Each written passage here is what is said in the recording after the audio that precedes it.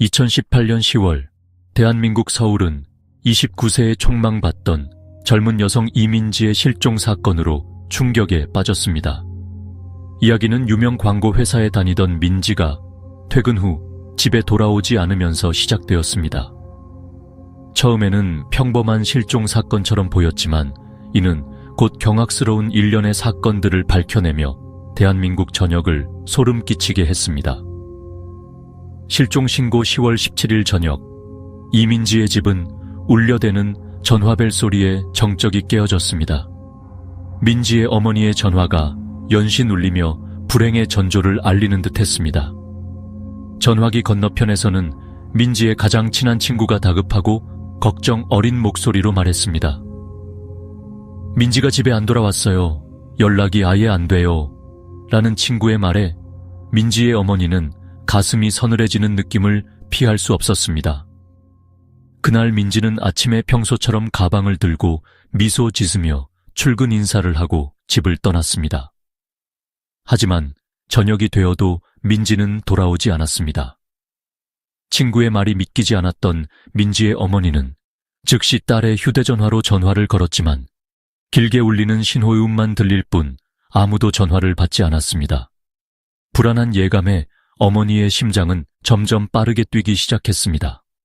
가족들은 민지의 회사 동료나 친구들에게 차례로 전화를 걸기 시작했지만 모두 민지에 대한 소식을 알지 못하고 있었습니다. 다음 날 아침, 걱정이 최고조에 달한 민지의 부모님은 곧바로 지역 경찰서를 찾아가 실종 신고를 했습니다. 민지의 어머니는 떨리는 목소리로 경찰에게 상황을 설명했습니다. 우리 딸은 집에 연락 한마디 없이 절대 사라지지 않을 애입니다. 어제도 즐거워 보였고 전혀 이상한 점이 없었어요. 제발 도와주세요. 어머니는 희미한 희망에 손을 꼭 쥔 채 경찰관들에게 호소했고 그렇게 수사는 즉시 시작되었습니다. 경찰은 정보를 수집하며 민지가 마지막으로 나타났을 가능성이 있는 장소를 찾기 시작했습니다. 얼마 지나지 않아 순찰팀은 경의선 숲길공원에서 민지의 연분 홍색 가방을 발견했습니다. 이 공원은 사람들로 북적이지만 가방이 열려 있었고 안에 있던 민지의 휴대전화는 전혀 작동하지 않았습니다.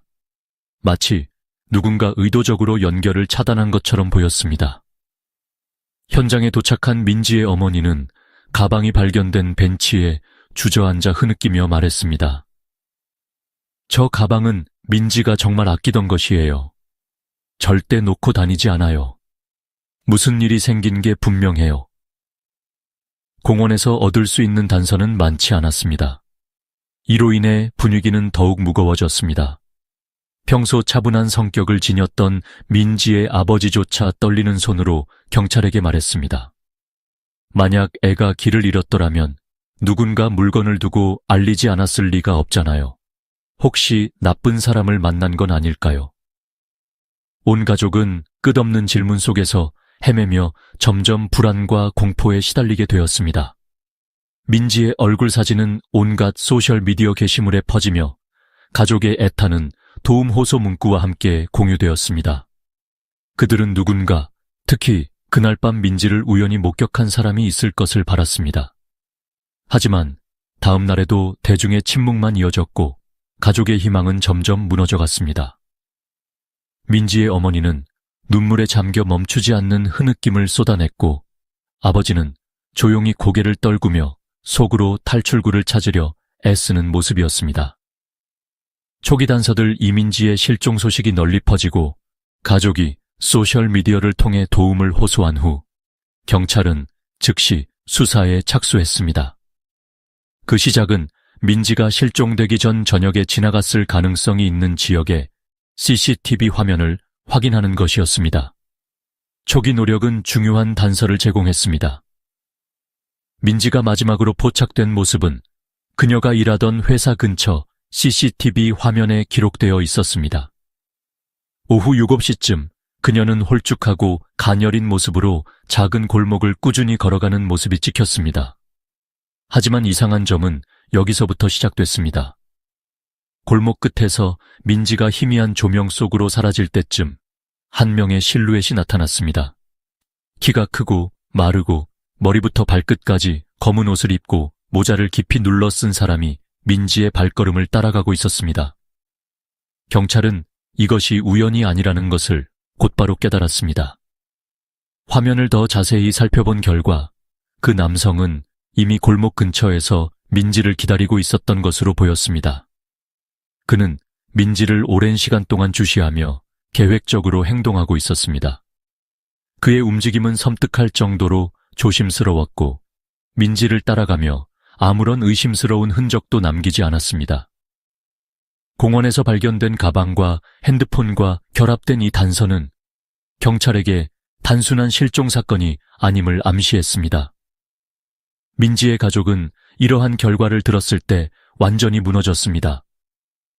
민지의 어머니는 울음을 멈추지 못하고 딸이 종종 늦게 퇴근해 한적한 길을 돌아가던 것을 더 세심히 신경 쓰지 않았던 자신을 끊임없이 자책했습니다. 아버지 또한 아픔을 억누르며 경찰에게 간청했습니다. 제발 일이 더 나빠지기 전에 우리 딸을 찾아주세요. 우리는 더 이상 기다릴 수 없어요. 한편 경찰은 지역 인근의 CCTV를 계속 조사했습니다. 알고 보니 민지는 평소와는 다르게 집으로 곧장 가지 않았고 누군가에 의해 유인되었거나 강제로 다른 길로 끌려갔을 가능성이 있었습니다. 그러나 이상한 점은 골목길에서 뒤쫓던 그 남성도 CCTV에서 그 이후로 사라졌다는 것입니다. 그가 어떻게 흔적 하나 남기지 않았을까요? 아니면 일부러 어떤 감시 장치도 없는 장소를 골라 이동한 걸까요? 이런 의문들은 수사 과정을 더욱 혼란스럽고 어려운 방향으로 이끌었습니다. 이야기는 여기서 끝나지 않았습니다. 공원에서 잠을 자던 노숙자 한 명이 경찰서로 찾아와 민지가 사라진 밤에 이상한 광경을 목격했다고 증언했습니다. 그의 말에 따르면 밤 8시 무렵 한 남자가 큰 검정색 여행 가방을 끌며 공원을 서둘러 지나가는 것을 보았다고 합니다. 그의 설명에 따르면 그 검은 가방은 상당히 무거워 보였으며 그 남자가 몇 번이고 멈추며 자세를 조정해야 할 정도였다고 묘사했습니다. 이 진술은 수사관들에게 그 여행 가방이 민지의 실종과 관련이 있을지도 모른다는 섬뜩한 추측을 하게 만들었습니다. 그러나 이 목격자를 통해 얻은 희망은 오래가지 못했습니다. 그는 기억을 떠올리는 동안 얼굴이 점점 창백해졌습니다. 그는 잠시 침묵한 뒤 덧붙였습니다. 아닙니다. 그의 얼굴은 분명히 보지 못했어요. 하지만 그의 눈, 주변을 두리번거리는 눈빛이 마치 들킬까봐 두려운 듯했습니다. 그 눈빛만으로도 그가 선한 사람은 아니라는 것을 느꼈습니다. 이 짧은 말은 조사실에 있던 모두의 등골을 서늘하게 했습니다. 그가 묘사한 이 사람은 혹시 처음부터 민지를 뒤쫓았던 검은 실루엣일까요? 그가 이 사건의 핵심 단서를 가진 중요한 인물일까요? 단서를 따라갈수록 이민지의 실종 사건은 점점 더 섬뜩한 방향으로 흘러갔습니다. 초기에는 희미했던 정황들이 점차 끔찍한 위험의 냄새를 풍겼습니다. 이러한 상황에서 수사팀의 책임은 더욱 막중해졌습니다. 검은 가방과 안에 감춰진 끔찍한 비밀이 영원히 사라지기 전에 이를 찾아내는 것이 그들의 사명으로 떠올랐습니다. 끔찍한 비밀에 드러남 이른 아침, 서울 외곽에는 짙은 안개가 깔려 있었습니다. 어느 날, 한 외딴 도로변 폐가를 지나던 한 주민이 코를 찌르는 심한 악취를 감지하며 코를 막고 얼굴을 찌푸렸습니다. 처음에는 동물 사체에서 나는 냄새일 거라 추측했지만 알 수 없는 불길한 예감이 그를 더욱 가까이 다가가게 했습니다. 주민이 손전등의 희미한 빛을 통해 금이 간 창문 안을 비추는 순간 그의 심장은 멈출 것만 같았습니다. 집 구석 어둠 속에 거대한 무언가가 감춰져 있었습니다.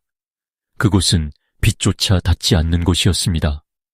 경찰이 현장에 도착했을 때 그들은 곧 상상을 초월하는 광경과 마주하게 되었습니다. 폐가에 들어서자마자 강렬한 악취가 공간 전체를 휘감으며 공포를 자극했습니다. 죽음의 냄새는 특히 어린 수사관들 중 일부를 내려앉게 하며 몇몇은 결국 구토하기까지 했습니다.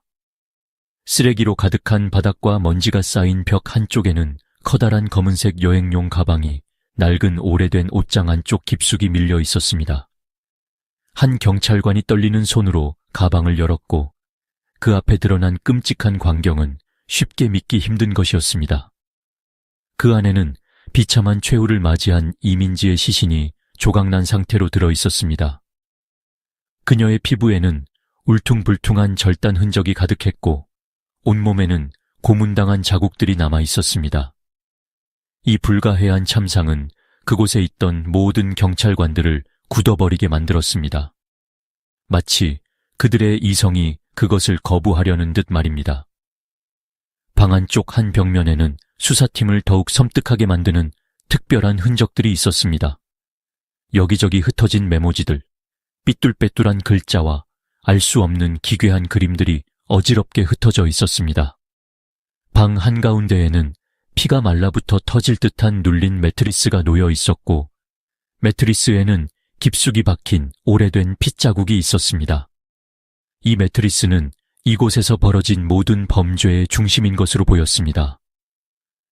그뿐만 아니라 부엌의 구석에서는 피로 물든 옷 한 조각이 병들과 쓰레기들 사이에 마치 감추려는 듯 무심하게 버려져 있었습니다.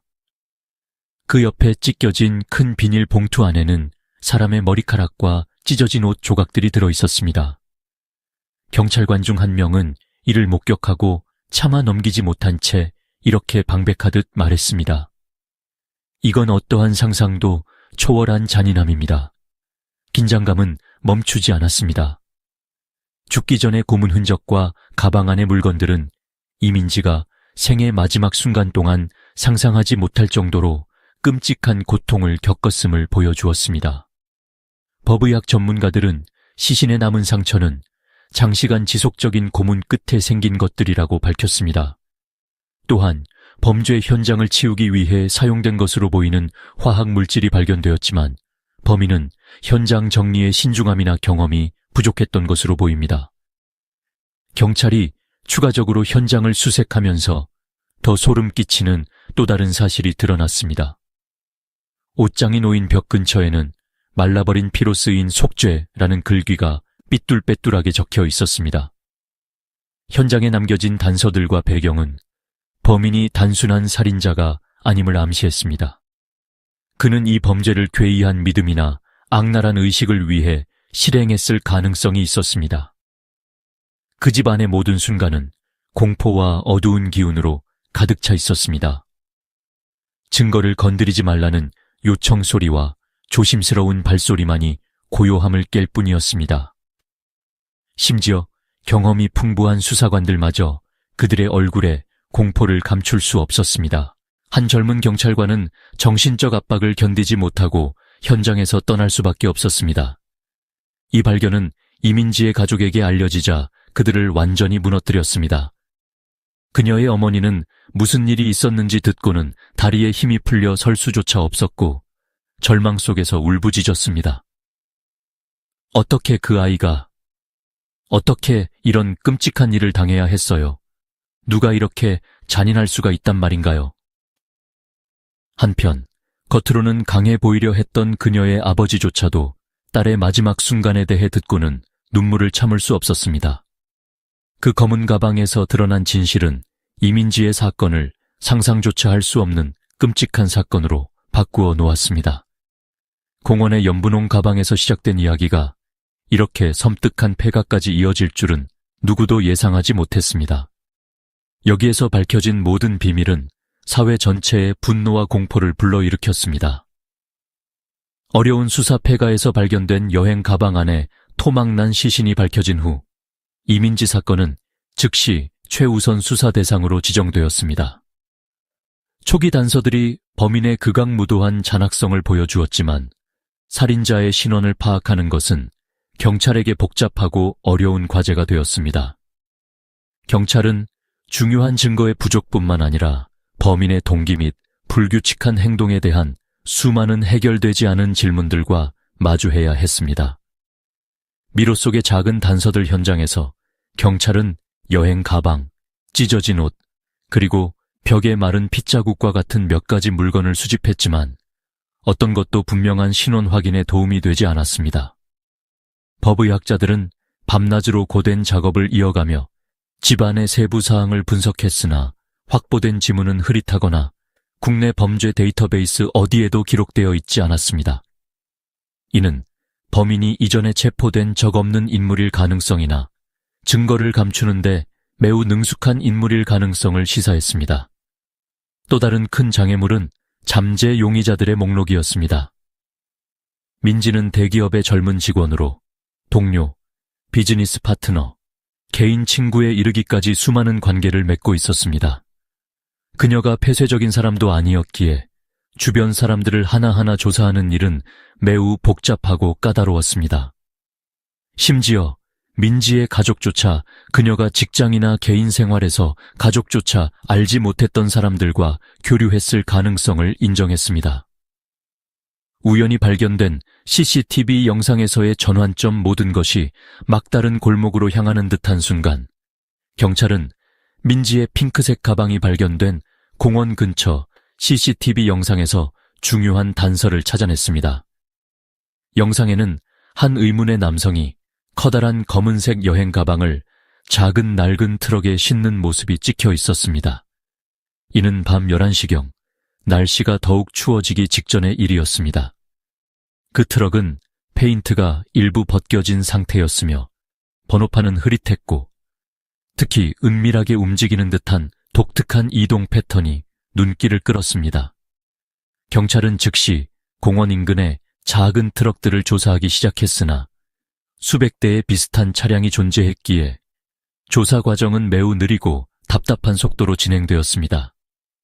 시간이 계속 흐르면서 범인이 다시 범행을 저지를 가능성에 대한 공포감이 점점 커졌습니다. 갑작스럽게 등장한 익명의 편지 수사의 긴장이 고조되던 시점에 경찰은 익명의 편지 여러 통을 받게 되었습니다. 이는 우편을 통해 경찰서에 배달되었으며 내용은 명확하지 않고 위협과 조롱의 문구로 뒤섞여 있었습니다. 호기심의 대가는 고통이다. 진실에 너무 가까이 다가가지 마라. 살아남고 싶다면. 처음엔 이 편지가 사건을 알고 있는 누군가의 악의적인 장난으로 의심되었지만 경찰은 각 편지의 잉크에 흐릿한 지문이 남아있다는 것을 발견했습니다.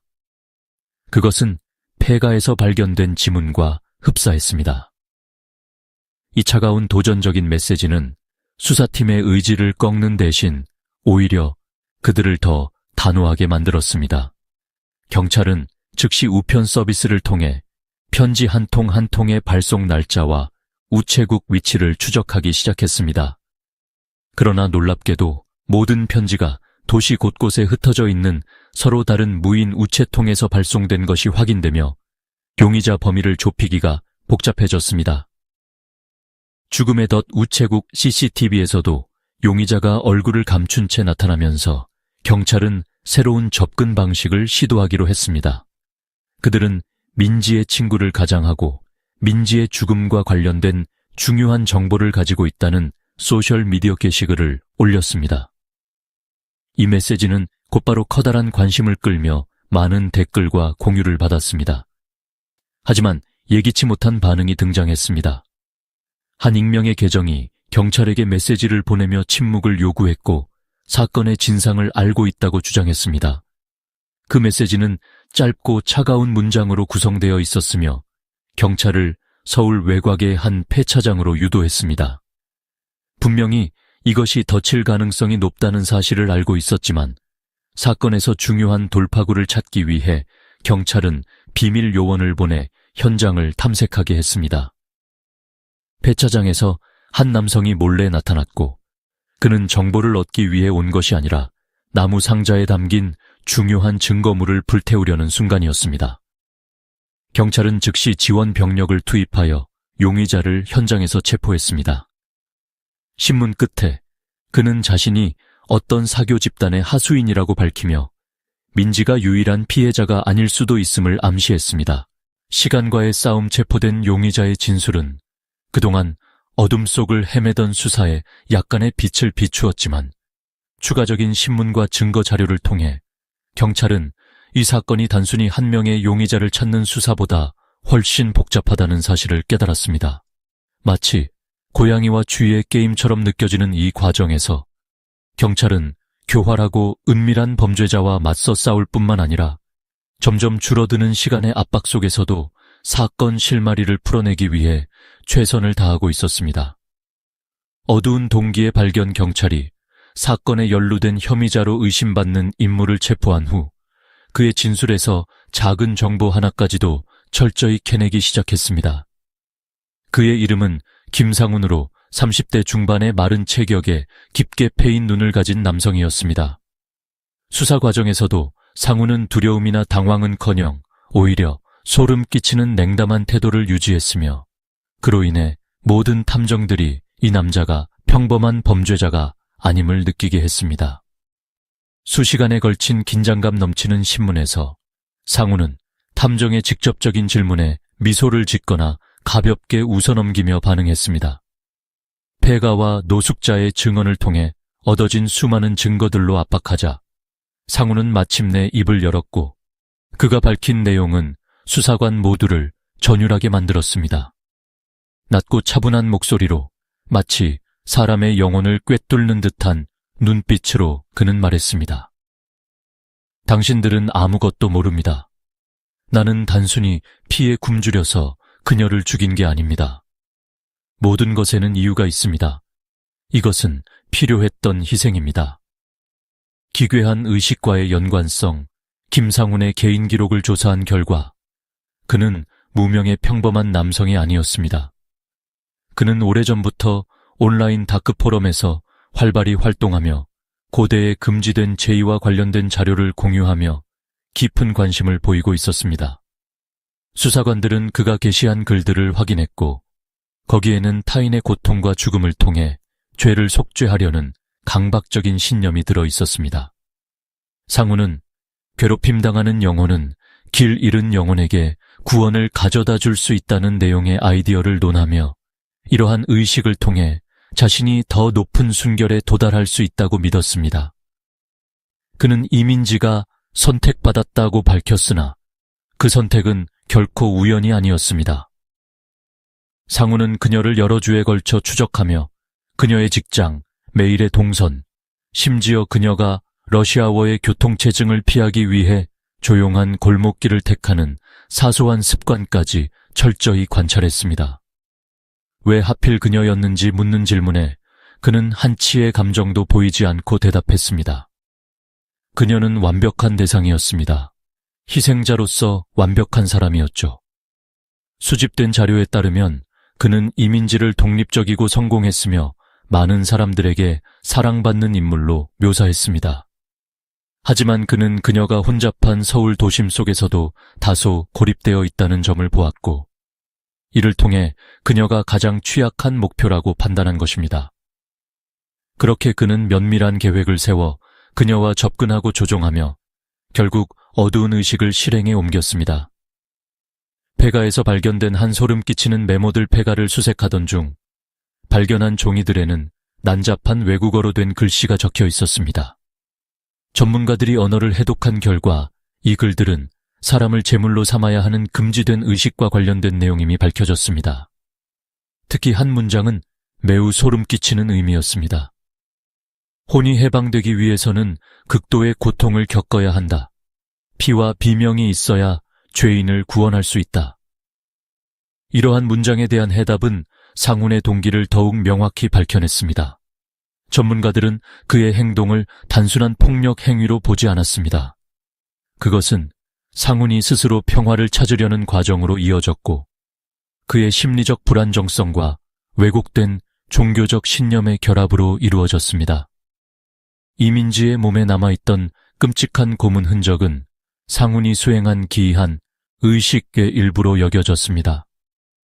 그는 이런 고문을 통해 자신이 믿는 초자연적 존재에 제물을 바쳤다고 확신했습니다. 이는 단순히 살인 행위가 아니라 극도의 광신적 심리와 사악한 내면이 만들어낸 비극이었습니다. 범죄에 중독된 남성 조사가 계속되면서 경찰은 상훈이 거주하던 작은 방에서 그의 개인적인 일기장을 발견했습니다. 일기장은 가득 찬 괴이한 그림들과 이야기를 담고 있었으며 그의 혼란스러운 정신 상태를 보여주었습니다. 특히 반복적으로 쓰여진 한 문장은 모든 사람들에게 강렬한 인상을 남겼습니다. 희생이 답이다. 고통 없이는 해방도 없다. 그는 하루하루 어떤 날에 민지를 추적했는지, 어떠한 방법으로 가까이 갔는지, 그리고 의식을 실행하기 위한 구체적인 시간을 꼼꼼히 기록해 두었습니다.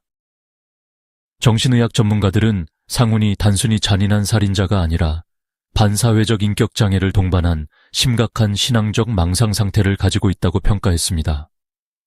그는 자신의 범죄가 희생자의 영혼을 해방시켜주고 자신은 어떠한 초월적 순수함의 경지에 도달할 수 있다고 확신했습니다. 풀리지 않는 공포 상훈의 암흑 같은 동기들은 경찰들과 대중에게 충격을 안겨주었을 뿐만 아니라 이민지의 가족들을 극심한 고통 속으로 몰아넣었습니다. 희생자의 어머니는 상훈의 냉혈함과 왜곡된 신념을 들은 뒤 거의 쓰러질 지경에 이르렀습니다. 그 아이는 살아갈 가치가 있는 아이였어요. 왜 내 딸이 이런 고통을 겪어야 했죠? 저 사람이 정말 사람이 맞나요? 대체 어떻게 저 아이를 그런 생각을 하면서 바라볼 수 있었던 거죠? 그녀는 눈물 속에서 외쳤습니다. 상훈의 동기를 밝혀낸 것은 단순한 범죄 사건 체포를 넘어 인간의 비이성적이고 극단적인 신념이 어디까지 이를 저지를 수 있는지를 사회에 끔찍하게 경고한 사례였습니다. 이는 더 이상 한 개인의 비극으로 끝날 수 없었고 사회가 이러한 탈선된 행동을 더 빨리 인지하고 막아야 한다는 무거운 교훈으로 남았습니다. 추가로 드러난 소름 끼치는 단서들 수사가 계속 확장되면서 법의학자들과 수사팀은 이민지의 시신이 발견된 폐가를 보다 철저히 조사했습니다.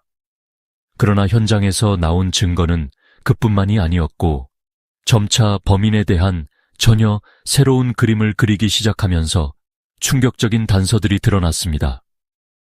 폐가 안의 모든 문과 구석은 신비로움과 공포로 가득했으며 가장 노련한 수사관들조차 몸서리치게 만들었습니다. 피해자의 손과 기괴한 의식의 흔적 현장에서 발견된 가장 섬뜩한 단서 중 하나는 이민지의 손이었습니다. 법의학자들은 그녀의 손가락에 벽을 긁은 듯한 긁힌 자국과 흔적이 남아있는 것을 발견했습니다. 이 흔적은 그녀가 살해당하기 전 몸부림치면서 탈출을 시도했을 가능성을 시사합니다. 그러나 더 고통스러운 사실은 그녀의 손에 날카로운 도구로 새겨진 기괴한 문자들이 있었다는 것입니다. 고대 언어 전문가들은 이 기호들이 오래전 금지된 악의적인 종교 의식과 관련이 있을 가능성이 높으며 이민지의 영혼을 범인의 목적에 맞게 봉인하려 했던 흔적이라고 분석했습니다. 이민지의 손에 새겨진 글자는 명확히 해독되지 않았지만 최고의 희생을 의미한다는 점이 드러나며 수사팀 전체를 혼란에 빠뜨렸습니다. 현장에 있던 어느 수사관은 그 광경을 보고 머리를 저으며 말했습니다. 이 사건이 단순히 돈이나 개인적인 원한 때문에 벌어진 게 아니라는 것을 이제 의심할 여지가 없습니다. 이건 인간이 생각할 수 있는 상상을 넘어선 병적인 집착입니다. 숨겨진 물건과 현장에서 들린 섬뜩한 소리폐가에 잘 보이지 않는 구석에서 수사팀은 먼지로 덮인 낡은 작은 상자를 발견했습니다. 상자의 뚜껑을 여는 순간 안에 있던 물건을 보고 누구도 숨을 내쉴 수 없었습니다. 그 안에는 작은 밀랍 인형들이 있었는데 각각 변형된 얼굴로 고통에 찬 표정을 묘사한 듯 보였습니다. 더 소름 끼치는 것은 인형 하나하나의 목에 얇은 구리선이 감겨 있었고 이는 생명을 억압하는 듯한 상징으로 해석되었습니다. 상자 안쪽 하단에서 발견된 몇 인형에는 마른 혈흔이 묻어 있었으며 이는 이민지의 혈액형과 일치한다는 분석이 나왔습니다. 상자 옆에는 현장의 음향 전문 법의학자가 전한 소름 끼치는 이야기가 이어졌습니다. 폐가 주변 지역이 정적인 소음 감지기로 모니터링되었을 때 무형의 잔향이 포착되었습니다. 마치 고통 속에서의 울음소리나 약한 신음 같은 소리들이 간헐적으로 울려 퍼지는 듯 했습니다. 한 직원은 두려움에 떨며 작은 목소리로 말했습니다. 우리가 여기서 발견하고 있는 것은 인간의 상상력을 초월하고 있습니다. 의식의 장소. 폐가의 다락방으로 향하던 중 법의학자들은 이전에 보지 못했던 기이한 장면을 맞닥뜨렸습니다. 그것은 의식의 장소로 보이는 거대한 삼각형 공간이었습니다.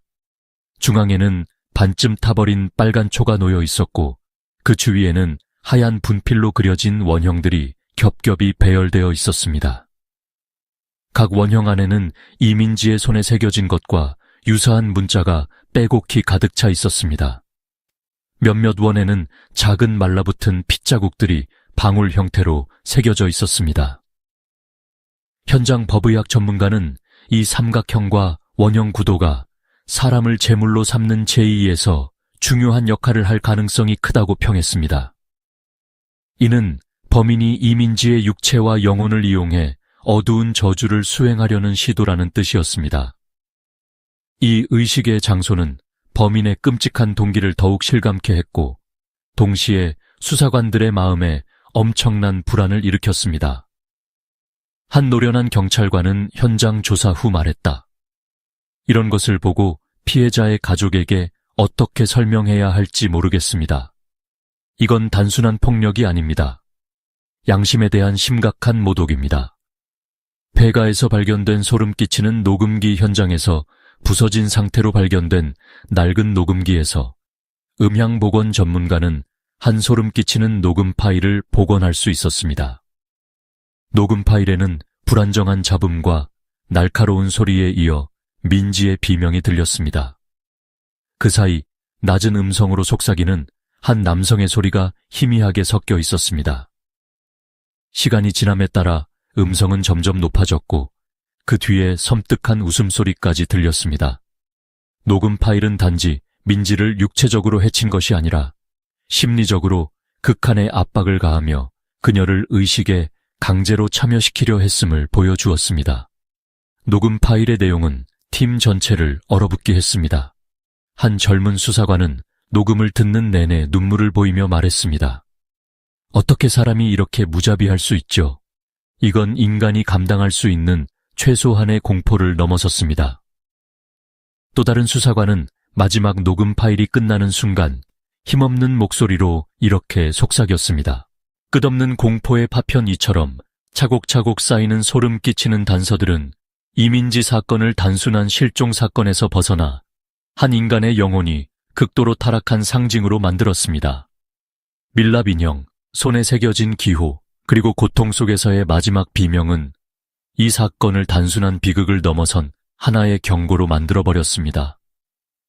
이 비극적인 사건은 사회적인 어두운 이면을 드러내며 이를 인지하지 못하면 우리의 안전이 언제든 뚫릴 수 있음을 상기시켰습니다. 체포와 정의의 대면 12월 25일, 서울의 크리스마스의 기쁨과 따뜻함이 가득해야 했던 그날, 도시 역사상 가장 큰 추적 작전 중 하나가 마침내 막을 내렸습니다. 이민지 씨의 끔찍한 죽음의 배후로 지목된 김상우는 부산의 외딴 여관에서 숨어 지내며 도주를 시도하던 중 경찰에 붙잡혔습니다. 몇 주 동안 경찰은 희미한 단서와 정리된 흔적 속에서 그를 추적하며 시간과의 싸움을 벌여야 했습니다. 그는 단순히 숨어 지내는 데 능하지 않았을 뿐 아니라 수사 방향을 교묘히 혼란시키며 치밀하게 대응한 범인이었습니다. 치열한 추적 작전, 김상훈의 행방을 추적하는 일은 쉽지 않았습니다. 수사가 마치 벽에 부딪힌 듯한 몇 주간의 노력 끝에 경찰은 한 택시 기사의 제보를 통해 첫 번째 실마리를 발견했습니다. 부산에서 운행 중이던 택시 기사는 김상훈이 큰 검은 여행 가방을 가지고 매우 긴장된 태도로 조심스럽게 주변을 살피며 외곽 지역으로 이동하는 모습을 눈치챘습니다.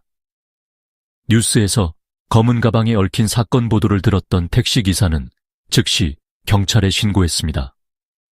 곧바로 수많은 경찰관이 해당 지역에 배치되었고 경찰은 여관과 폐가로 구분된 건물들을 하나씩 점검하며 그의 은신처를 수색했습니다.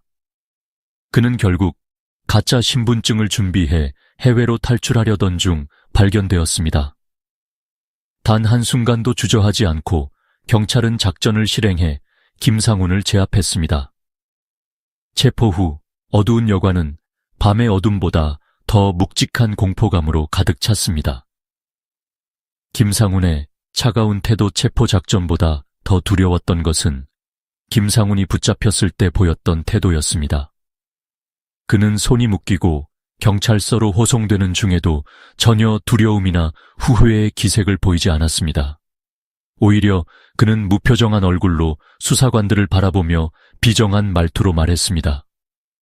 당신들은 이걸 끝이라고 생각하나요? 아니죠. 이건 시작일 뿐입니다. 그의 차가운 한마디는 조사실 전체에 긴장감을 불러일으켰습니다. 이 말의 의미를 즉시 이해한 사람은 없었지만 불안감은 조사팀 전반에 깊이 깃들었습니다. 추가 신문 중에도 김상훈은 오만한 태도를 유지하며 수사관들을 마치 장난감처럼 대했습니다. 그의 일기, 혈흔, 이민지와 관련된 물품 등이 명백한 증거로 제시되었음에도 그는 감정을 드러내지 않았습니다. 그의 잔인한 행위의 이유와 동기를 묻는 질문에 그는 태연히 답했습니다. 그녀는 희생되어야 했습니다. 나는 단지 해야 할 일을 했을 뿐입니다. 언젠가 모두 이해하게 될 겁니다. 감정이 얽힌 재판 김상훈이 마침내 법의 심판을 받는 날, 재판은 여러 날 동안 이어졌습니다.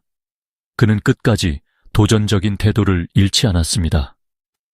고개를 숙이지도 후회의 기미를 보이지도 않았으며 이민지의 가족들을 똑바로 바라보며 아무런 동요를 드러내지 않았습니다. 눈물이 가득한 눈으로 가득 찬 이민지 어머니가 자리에서 일어나 왜 내 딸이 죽어야 했지? 라고 울먹이며 묻자 김상훈은 어깨를 으쓱하며 대답조차 하지 않는 무례한 태도를 보였습니다. 재판은 전국적인 관심을 받았고 법정에서 밝혀진 소름 끼치는 세부 내용들은 대중의 분노를 일으켰습니다. 판사가 증거를 발표하는 중 몇 번이나 휴식을 요청할 만큼 사건 세부 사항은 상상을 초월했습니다. 훼손된 시신을 담은 여행 가방, 민지를 오랫동안 감시한 일기, 그리고 폐가에서 발견된 기괴한 기호가 새겨진 메모들은 범인이 단순한 잔인함을 넘어 비틀린 신념으로 자신의 행동을 정당화하려 했다는 사실을 보여주었습니다. 그가 사형을 선고받는 순간 법정은 잠시 숨죽인 듯한 정적에 휩싸였습니다. 몇 초 후 이민지의 어머니는 참았던 울음을 터뜨리며 긴 한숨과 함께 울부짖었습니다. 그러나 김상훈은 무심한 미소를 띠고 아무런 충격을 받지 않은 듯 보였습니다. 재판장을 떠나며 그는 마지막으로 이렇게 말했습니다. 나 같은 사람들이 계속 나타날 겁니다. 이건 단지 시작일 뿐이에요. 가족과 사회에 남긴 상처 김상훈의 죄에 대한 사형 선고는 사건의 공식적인 마무리를 알렸지만 그가 남긴 상처는 치유될 수 없는 것이었습니다. 이민지의 가족은 정의가 집행되는 것을 지켜보았음에도 진정한 평안을 찾을 수 없었습니다. 어머니는 서울을 떠나 트라우마에서 벗어나려 했으며 강한 모습을 보이려 했던 아버지도 결국 외동딸을 잃은 상실감에 무너졌습니다. 그가 한 인터뷰에서 말했습니다. 내 마음은 절대 치유되지 않을 것입니다. 한편 이 사건은 사회 전반에도 충격파를 던졌습니다. 이민지 사건은 종종 사람들로 하여금 우리 주변에서 쉽게 간과되곤 하는 사회의 위험성을 일깨우는 사례로 꼽히게 되었습니다. 정부에 대해서는 종교의식을 빙자한 집단에 대한 강력한 단속과 다크웹과 같은 플랫폼에서 활동하는 개인 및 그룹에 대한 철저한 조사 요구가 이어졌습니다. 결말과 그 영향 이민지 사건은 김상훈에게 선고된 사형으로 마침내 막을 내렸습니다. 그는 이민지의 끔찍한 죽음뿐만 아니라 한국 사회 전반에 공포를 퍼뜨린 책임이 있는 인물로 확인되었습니다. 그러나 가족, 주변 공동체, 그리고 국가 전체에 이 사건은 단순히 범죄자를 처벌하는 데 그치지 않고 치유하기 어려운 상처와 인간의 어두운 본성과 사회체계의 약점에 대한 아픈 교훈을 남겼습니다. 정의의 판결과 체계의 허점들, 사형 선고가 내려지는 날, 차가운 겨울 날씨 속에서 이 판결은 언론을 통해 지켜보던 시민들에게 강렬한 충격을 주었습니다. 이민지의 어머니는 판사가 선고를 읽는 동안 감정을 억제하지 못하고 오열했습니다. 그녀는 떨리는 손으로 고통과 안도의 복잡한 감정을 드러내며 그가 내 딸을 해칠 기회를 애초에 줘선 안 됐어요. 사회가 더 일찍 그를 발견하고 막았어야 했습니다. 라고 흐느끼며 외쳤습니다. 하지만 대중 사이에서는 이 판결을 둘러싼 뜨거운 논쟁이 일었습니다. 일부는 사형이 김상훈의 잔악한 행동에 걸맞은 유일한 처벌이라고 믿었지만 또 다른 사람들은 심리적으로 불안정한 개인들을 적시에 관리하지 못한 제도적 실패를 지적했습니다. 어째서 김상훈처럼 사이비 종교와 병적인 사상에 깊게 빠진 개인이 더 빨리 발견되거나 멈추지 못했는가라는 의문이 제기되었습니다. 피해자 가족에게 미친 측정할 수 없는 충격, 이민지의 가족들에게 김상훈의 처벌은 마음의 위로도 아픔의 치유도 제공하지 못했습니다. 그녀의 어머니는 딸이 실종되었을 때 매일 문 앞에 앉아 그녀가 돌아오길 바랐던 시간을 떠올리면서 이제는 회복할 수 없는 공허함에 사로잡혔습니다. 반복되는 악몽 속에서 딸이 고통 속에서 울부짖고 범인의 앞에서 두려운 눈빛을 보내는 모습이 그녀를 괴롭혔습니다. 민지는 영원히 떠나버렸어요. 내 삶에서 모든 것이 의미를 잃었어요. 그녀는 텅 빈 아파트에서 눈물 어린 목소리로 말했습니다. 한편 이민지의 아버지는 겉으로는 강한 모습을 유지하려 했지만 결국 외동딸을 잃은 충격을 견디지 못했습니다. 그는 나는 단지 딸만 잃은 것이 아닙니다. 내 미래와 희망 그리고 살아갈 이유를 잃었습니다. 라며 슬픈 마음을 털어놓았습니다. 재판 이후 그는 언론의 모습을 드러내지 않고 사회로부터 조용히 물러나 심연 같은 상실감에 갇혀 지냈습니다. 공동체와 사회에 남긴 영향 한국 언론은 이민지 사건을 현대 도시 영혼에 남겨진 유례없는 어둠이라 묘사했습니다. 온라인 포럼과 소셜미디어는 가족의 아픔을 함께 나누는 글과 김상훈의 잔혹함에 대한 분노로 가득 찼습니다. 상당수 사람들은 현대사회에서 안전과 위협 사이의 경계가 점점 더 희미해지고 있음을 느꼈습니다. 어떻게 한국같이 고도로 도시화된 문화 속에서 김상훈 같은 인물이 어둠 속에서 힘을 얻고 이를 조작할 수 있었는지에 대한 의문이 제기되었습니다. 이 사건으로 인해 초래된 정신적 상처는 단순히 가족에게만 국한되지 않았습니다. 이민지와 알던 사람들이나 그녀와 함께 일했던 동료들에게도 큰 영향을 미쳤습니다. 사건 이후 그들은 더 이상 주변 사람들을 온전히 신뢰하지 못하고 한때 이웃이자 동료였던 이들 사이에서도 불안을 느끼게 되었습니다. 이토록 끔찍한 실종 사건이 딱 한 번 점심을 함께한 사람이었는지 상상도 할 수 없었습니다. 이민지의 한 동료는 감정이 북받쳐 말했습니다. 사회적 변화와 경각심 이민지 사건은 사회에 깊은 흔적을 남겨 한국 정부로 하여금 체계 관리와 예방 메커니즘의 허점을 더욱 진지하게 점검하도록 만들었습니다. 국가기관은 특히 다크웹과 같은 플랫폼에서 활동하며 연결된 이들을 철저히 감시하기 위해 온라인 활동 감독을 강화해야 한다고 촉구했습니다. 많은 이들은 정신건강의 이상 신호를 보이는 개인들을 조기에 식별하고 보고하기 위한보다 효과적인 시스템이 필요하다고 주장했습니다. 이민지의 비극은 현대적 환경에서 독립적으로 살아가는 젊은 여성과 사회 구성원들에게 강력한 경고로 여겨졌습니다. 사람들은 주변 환경에 더 주의를 기울이고 경각심을 가지며 자신을 보호하기 위한 조치를 인지할 것을 권장받았습니다. 휴대전화에 안전 애플리케이션을 설치하거나 가족과 일정을 공유하고 밤 시간대 위험한 장소를 피하는 등의 조치가 권장되었습니다. 끝나지 않은 고통 정의는 실행되었지만 이 사건이 남긴 상처는 영원히 아물지 않을 것입니다.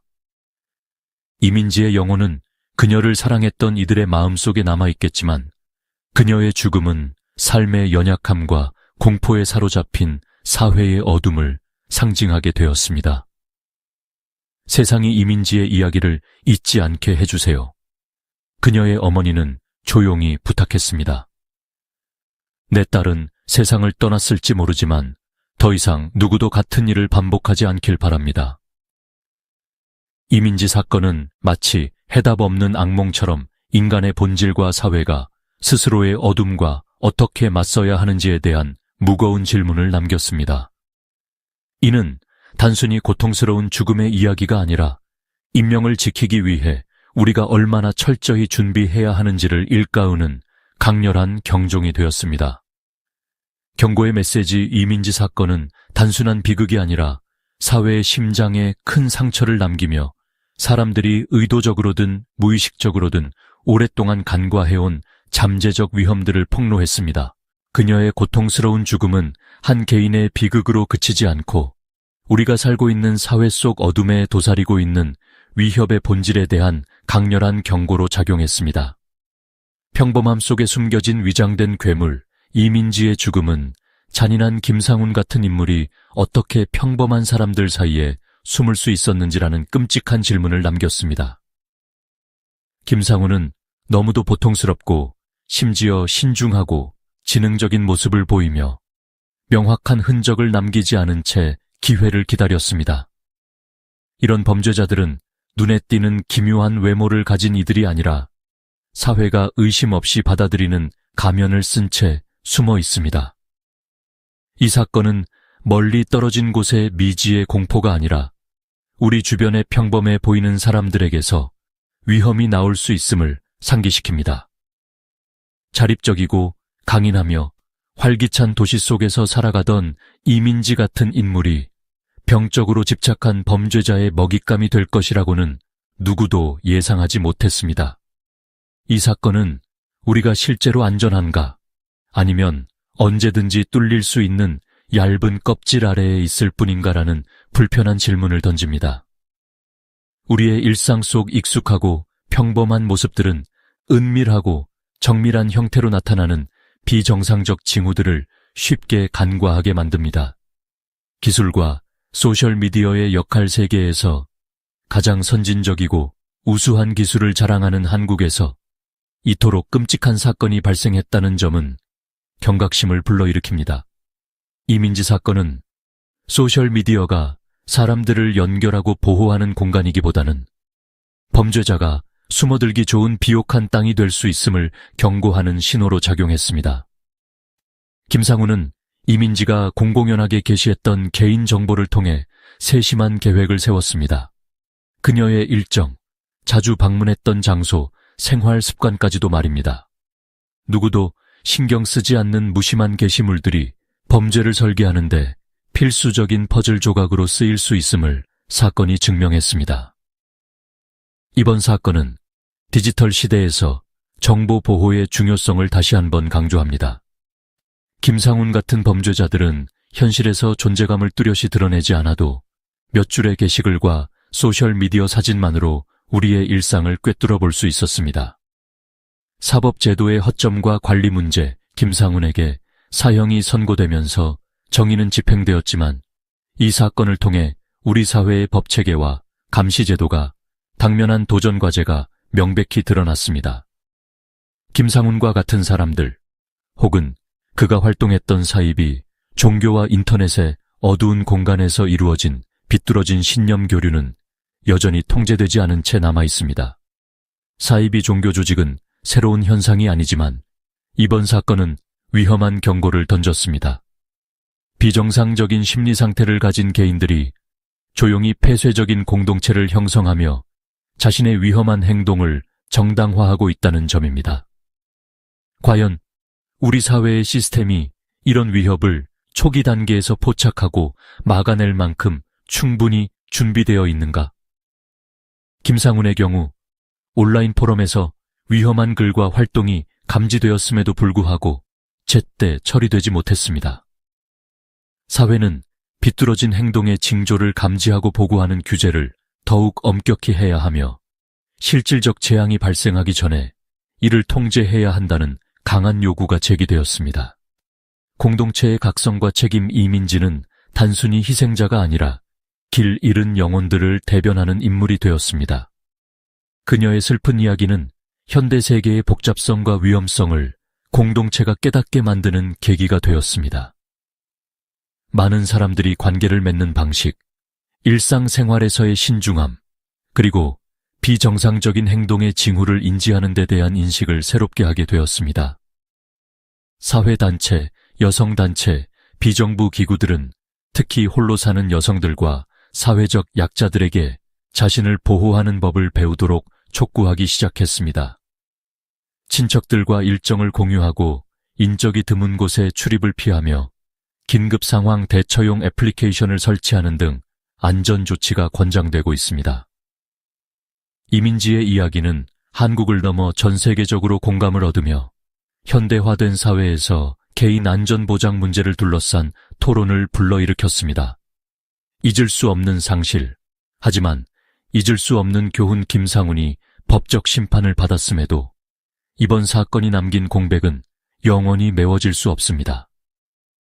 그녀의 죽음은 비극적이지만 그녀의 동료들, 친구들, 그리고 수백만 명의 사건을 지켜본 사람들은 이민지의 이야기가 절대 잊히지 않도록 노력할 것입니다. 다시는 이민지 같은 희생자가 생기지 않게 해주세요. 그녀의 어머니가 흘린 눈물 속에서 나온 이 외침은 공동체를 향한 가장 강력한 메시지가 되었습니다. 세상은 언제나 어둠을 마주하겠지만 사회 구성원 하나하나가 의식과 관심을 높일 때만이 빛이 그 자리를 되찾을 수 있습니다. 마지막 메시지, 이민지의 사건은 막을 내렸지만 그 사건이 던진 경고는 오랫동안 우리의 귀에 울릴 것입니다. 이 슬픈 이야기는 단순히 한 희생자의 외침이 아니라 사회가 직면한 잠재적 위험을 깨우는 자극이 되었습니다. 비극을 계속 반복하지 않기 위해 우리는 단지 법적 보호에 의존하는 것이 아니라 개인의 책임감과 서로에 대한 관심 속에서 답을 찾아야 할 것입니다.